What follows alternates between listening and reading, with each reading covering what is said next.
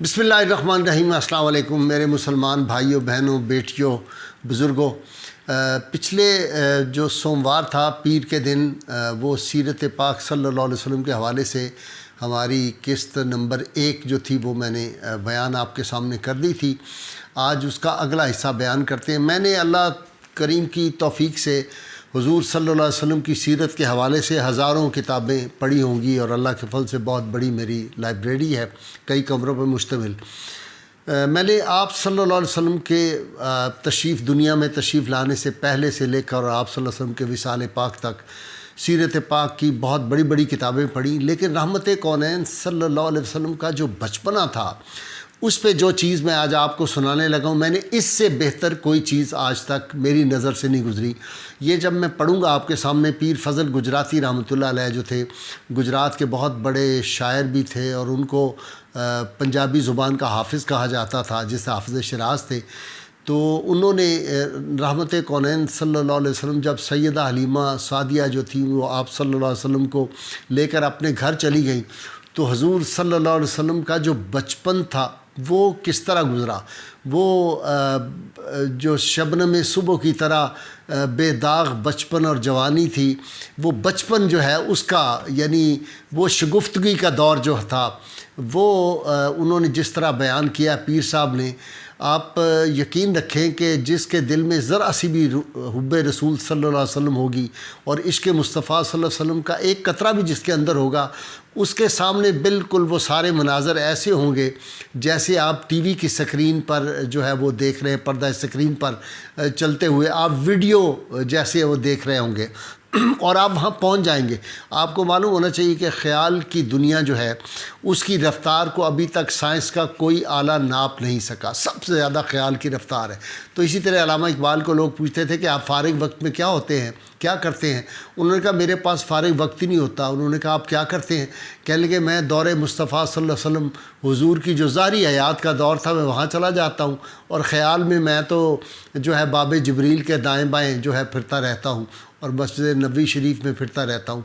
तो आज इसी बात को बयान करने के लिए मैं सिर्फ़ ये अर्ज़ कर दूँ कि सैयदा हलीमा सादिया रज़ी अल्लाह ताला अन्हा हुज़ूर सल्लल्लाहु अलैहि वसल्लम की दाया थी और आप सल्लल्लाहु अलैहि वसल्लम बचपन में उनके पास चले गए थे।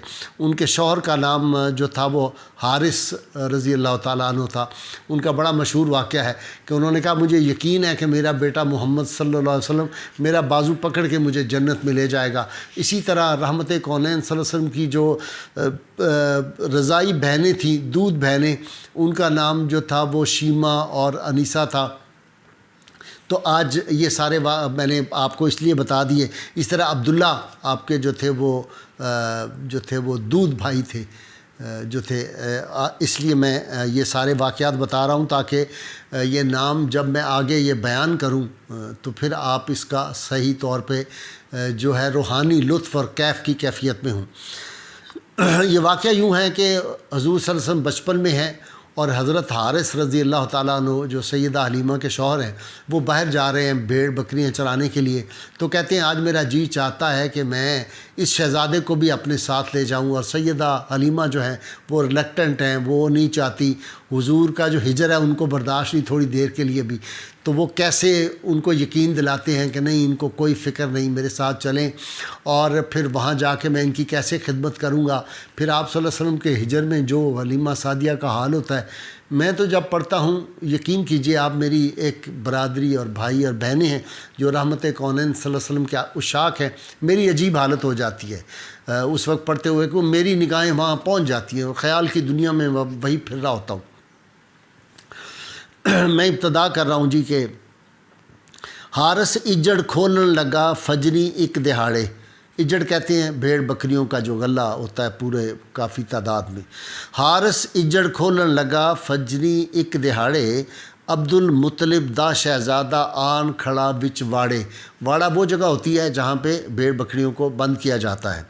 और अब्दुल मुत्तलिब दा शहज़ादा आप समझ रहे हैं कि हुज़ूर सल्लल्लाहु अलैहि वसल्लम के दादा जान का नाम अब्दुल मुत्तलिब था। उजले कपड़े जिस्म मुसफ़ा चांद सवारी होई, मासूमी ने रूप चढ़ाया ते मिले मिसाल न कोई। ये जो चांद है ये आप समझते हैं कि सर के बाल जो हैं یہ ان کو کہتے ہیں کہ خوبصورت بال جو تھے ان میں کنگھی کی ہوئی تھی۔ اجلے کپڑے جسم مصفہ چانڈ سواری ہوئی، معصومی نے روپ چڑھایا تے ملے مثال نہ کوئی، بکریاں نو پج پج نپے کناں تے ہتھ پھیرے، رحمت رب دی لتھی ہوئی آجڑیاں دے ڈیرے۔ جو لوگ بکریاں چراتے ہیں ان کو آجڑی کہتے ہیں، جو بکریاں چرانے والے ہوتے ہیں۔ بز بچیاں نو جپھے مارے سینے نال لگائے، بز کہتے ہیں بھیڑ کو، بکری کو۔ بز بچیاں نو جپھے مارے سینے نال لگائے، یہ حضور صلی اللہ علیہ وسلم کی کیفیت بیان کر رہے ہیں۔ ارد بگردوں پتھر چن چن منہاں دے وچ پائے، یعنی رسول اللہ صلی اللہ علیہ وسلم ادھر سے پتے چنتے تھے اور ان جو ہے وہ بھیڑ جو بکریاں ہیں ان کے منہ میں ڈالتے تھے بچیوں کے۔ بکریاں دے من کے لاندا بچیاں دے گل پاندا، جو بڑی بکریاں تھیں ان کے گلے سے حضور صلی اللہ علیہ وسلم ہار جو تھے وہ اتارتے تھے۔ بکریاں دے من کے لاندا بچیاں دے گل پاندا، ہارس کول کھلوتا ویکھے صدقے ہو جاندا۔ مائی حلیمہ انہیں چر وچ کالی کالی آئی، خیمے وچ کا توڑی رہندی ویکھن دی صدرائی۔ جب حضور صلی اللہ علیہ وسلم کو دیکھا نا کہ باہر چلے گئے ہیں وہاں جہاں پہ وہ اجڑ تھا، تو وہ بہت تیزی سے وہاں پہ جا کے پہنچی، وہاں پہ گھبرائی ہوئی۔ کپڑے چاڑے سر منہ چمیا گودی وچ بٹھایا، پلے وچوں ستو چاڑے سجرا دودھ چوایا۔ سونے کھا کے چھڈیا جیڑیا بچیاں اگے رکھے، آپوں بھی کچھ عہدے وچوں سمجھ تبرک چکھے۔ جب حضور صلی اللہ علیہ وسلم کے لیے وہ ستو بنائے نا دودھ میں مائی صاحبہ نے، تو انہوں نے اپنے دوپٹے کے پلو میں باندھے ہوئے تھے وہ ستو، تو پہلے آپ صلی اللہ علیہ وسلم کو پلوائے، تو پھر جو بچ گئے تھے وہ تبرک سمجھ کے کہتے ہیں کہ کچھ خود کھائے اور کچھ انہوں نے اپنے بیٹوں بچوں کو اور بچیوں کو دیے۔ وہ دے وچوں ہارس نومی لبا ایک نوالا، ونڈ اودا پس خوردہ کھاندا ٹبر پاگاں والا۔ ہارس آکھے شہزادے نو اپنے دوش بٹھاواں، اجڑ نال کھڑاں وچ جنگل اج کچھ سیر کراواں۔ حضرت حارث رضی اللہ تعالیٰ عنہ سیدہ حلیمہ کو کہتے ہیں کہ آج میں ان کو جنگل نخلستان میں نہ لے جاؤں، ساتھ جا کے آج سیر کراؤں اور اپنے کندھے پہ بٹھا کے لے کے جاؤں۔ عبداللہ نو چاچا اودا مونڈیاں اوپر چائے، متاں اکلا جنگل دے وچ شہزادہ گھبرائے۔ مطلب یہ تھا کہ سیدنا عبداللہ جو تھے وہ حضور صلی اللہ علیہ وسلم کے رضائی بھائی جو حلیمہ سعدیہ کے بیٹے تھے، ان کا جو چچا تھا اس نے ان کو کندھے پہ اٹھا لیا، اس لیے کہ آپ صلی اللہ علیہ وسلم اکیلے ہوں گے تو ایک بچہ بھی ساتھ ہو، کیونکہ ہم عمر ساتھ ہوگا تو ذرا ان کے لیے بہتر رہے گا۔ اب جو ہیں حضرت حارث کیا کہہ رہے ہیں حلیمہ سعدیہ رضی اللہ تعالیٰ عنہ کا، کہتے ہوسن نو تے اسی بھی ہوسا نال کھڈاوے سارے، پاویں کی کچھ ہووے ہوندے ہانیاں ہان پیارے۔ کہے حلیمہ پاویں سارا جائے زمانہ، کہے حلیمہ پاویں سارا جائے بدل زمانہ، جنگل دے ول شہزادے نو ہون نہ دیاں روانہ۔ اوتھے ادھر ہیں جنہاں دیاں تھاواں تے پریاں دے ڈیرے، سن کے نام جنگل دا پیندا ہے ہول کلیجے میرے۔ وہ کہہ رہی ہیں کہ میں تو کبھی نہیں جانے دوں گی حضور صلی اللہ علیہ وسلم کو، میں اپنے شہزادوں کو کیسے بھیجوں جنگل میں، وہاں تو سنا ہے جن اور بھوت اور پریاں ہوتی ہیں، تو میں تو جب جنگل کا نام سنتی ہوں تو میرا تو دل بیٹھ جاتا ہے۔ اے تواڈے کولوں کدرے اولے ہو نہ جاوے، یہ اب اپنے شوہر کو کہہ رہی ہیں حضرت حارث کو، دائی حلیمہ، کہ مجھے ڈر ہے کہ یہ کہیں ادھر ادھر نہ ہو جائیں۔ اے تواڈے کولوں کدرے اولے ہو نہ جاوے، اکاں دے مت پتر توڑے اکھیاں تے ہاتھ لاوے۔ کہہ رہی ہیں کہ وہاں اک ایک بوٹی ہوتی ہے، اس کا جو دودھ اس میں سے نکلتا ہے یا پانی وہ بڑا زہریلا ہوتا ہے، کہتی ہیں کہیں ان کو ہاتھ لگائیں اور پھر آنکھوں کو لگا لیں تو اس سے ان کو تکلیف نہ ہو جائے، یہ مجھے ڈر لگتا ہے۔ پھر فرماتی ہیں کہ کئی خیال دماغ میرے وچ آون من پرواون، ملیاں دے وال ہاتھ ودائے کنڈے چب نہ جاون۔ کہتے ہیں کہ وہ جو پودے ہوتے ہیں وہاں پہ جنگلی پودے، ان کو یہ ہاتھ آگے بڑھائیں تو وہاں تو کانٹے ہوں گے، ان کو لگ جائیں تو ان کے نازک ہاتھ نہ زخمی ہو جائیں۔ پھر کہتی ہیں کہ جنگل میں تو ہر وقت وہ اندھیری چلتی رہتی ہے، مجھے اس کا بھی بڑا ڈر ہے۔ کہتی ہیں جنگل دے وچ چلدی رہندی ہر دم لال ہنیری، اینو نال کھڑے نہ کوئی جندڑی ڈولے میری، اور باد سموم کرے نہ حملہ میں جوندی مر جاواں، ویلا وقت گوا کے ہتھوں کیوں بیٹھی پچھتاواں۔ باد سموم کہتے ہیں بری ہوا کو، جو آندھی بری قسم کی ہوتی ہے، کہتی ہیں کہ وہ کہیں حملہ کر دے، حضور صلی اللہ علیہ وسلم کو نقصان پہنچ جائے تو میں تو ساری عمر جو ہے یہ وقت میرا، ساری زندگی میری ضائع ہو جائے گی اور میں پھر پچھتاتی رہوں گی۔ معاف کیجیے گا۔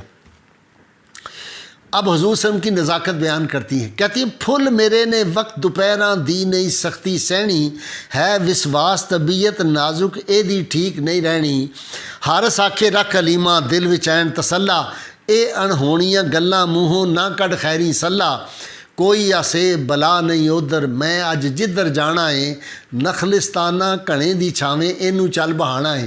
کہتے ہیں ایسی باتیں نہ منہ سے بری نکال تم، جہاں میں لے کے جا رہا ہوں وہاں کوئی آسیب کوئی جن بھوت نہیں ہوگا، اور میں تو جا کے ان کو وہ جو کھجور کے صحیح پودے ہیں، نخلستان ہے باغ، اس میں میں ان کو چھاؤں میں بٹھاؤں گا، ٹھنڈی چھاؤں میں بٹھاؤں گا۔ پانی چھڑک زمین دے اتے ستھری جگہ بناساں، میں اوپر دی اپنی چادر اے دے ہیٹھ وچھاساں۔ پانی چھڑک کا مطلب یہ ہوتا ہے کہ پانی کا چھڑکاؤ میں کروں گا وہاں پہ، اور بڑی خوبصورت جگہ صاف ستھری بناؤں گا، اور اس کے اوپر پھر میں اپنی چادر بچھا دوں گا، اور چادر کے اوپر ان کو کہوں گا کہ یہ وہاں تشریف رکھیں۔ نخلاں نالوں تازے خرمے لا لا رکھساں اگے، جے چاہے تے دودھ پلاساں جس ویلے بھوک لگے۔ کہہ رہے ہیں کہ میں تازی کھجوریں اتار کے کھجور کے درختوں سے اور شاخوں سے ان کے آگے رکھوں گا، اور ساتھ میں ان کو دودھ بھی پلاؤں گا جب ان کو بھوک لگے گی، تم فکر نہ کرو۔ میٹھا چشمہ پھٹے اوتھوں خوب مصفہ پانی، ادھر ادھر چار چفیرے ہرے آول من بھانی۔ کہتے ہیں وہاں چشمہ بھی ہے، وہاں ہر طرف سبزہ ہریالی ہے، اور تپ دی سختی دا ڈر نہیں مطلع ابر آلودہ، اے دے پاگی ساڈا وچ اج لنگ سی وقت آسودہ۔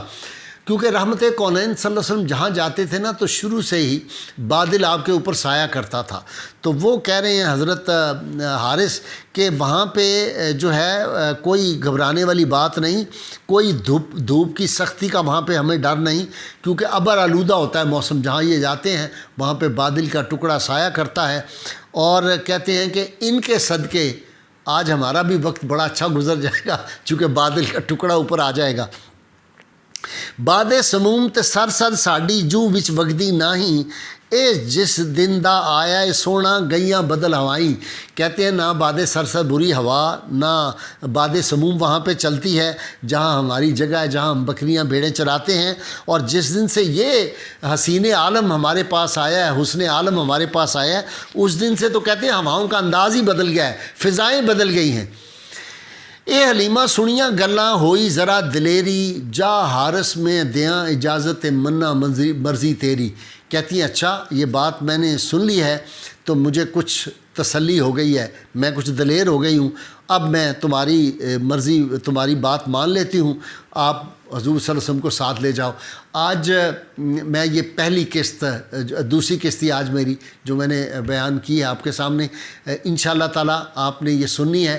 میں تیسری قسط جو ہے وہ ہماری وہ آپ ضرور آگے بھی سنیے گا انشاءاللہ۔ اس میں وہ واقعہ آئے گا آگے کہ جب حضور صلی اللہ علیہ وسلم چلے، حضرت حارث نے ان کو کندھے پہ کیسے بٹھایا، ان کو کیسے لے کے گئے، وہاں کیا صورت تھی، اور پھر جب تھوڑی دیر بعد آپ صلی اللہ علیہ وسلم کو لے کے چلے گئے تو سیدہ حلیمہ ہجر میں جو تھی وہ کتنی پریشان ہوئی، ان کی کیسی حالت ہو گئی، میں آپ کو بیان نہیں کر سکتا۔ پھر اگلی قسطوں میں بتاؤں گا کہ جب واپس آپ صلی اللہ علیہ وسلم آئے تو پھر حلیمہ سعدیہ کیسے قربان حضور صلی اللہ علیہ وسلم پہ ہو رہی تھی۔ آپ ہماری اس کو لائک کیجئے اور سبسکرائب ضرور کیا کیجئے۔ ہمارا مقصد، میرا مقصد تو صرف یہ ہے کہ رحمت کونین صلی اللہ علیہ وسلم، آپ کے صحابہ کرام، اولیاء امت، اہل بیت اطہار، امہات المومنین، ان کی جو محبت ہے وہ آپ کے دل میں پیدا، اور ہماری نوجوان نسل جو ہے اس کا اپنے ماضی، شاندار ماضی، روشن ماضی، قابل فخر ماضی، اور وہ دور زریں اور وہ دور خیر، وہ دور رحمت جو ہے اس سے ہمارا تعلق جڑ جائے۔ یہ تعلق جڑے گا تو ہمیں کامیابیاں بھی ملیں گی، کامرانیاں بھی ملیں گی، عظمتیں بھی ملیں گی، رفتیں بھی ملیں گی، اور انشاءاللہ تعالیٰ وہ دور واپس آئے گا۔ اللہ تعالیٰ آپ کا اور ہم سب کا محافظ ہو، اللہ خیر کرے۔ نعرہ لگائیے پاکستان کا مطلب کیا؟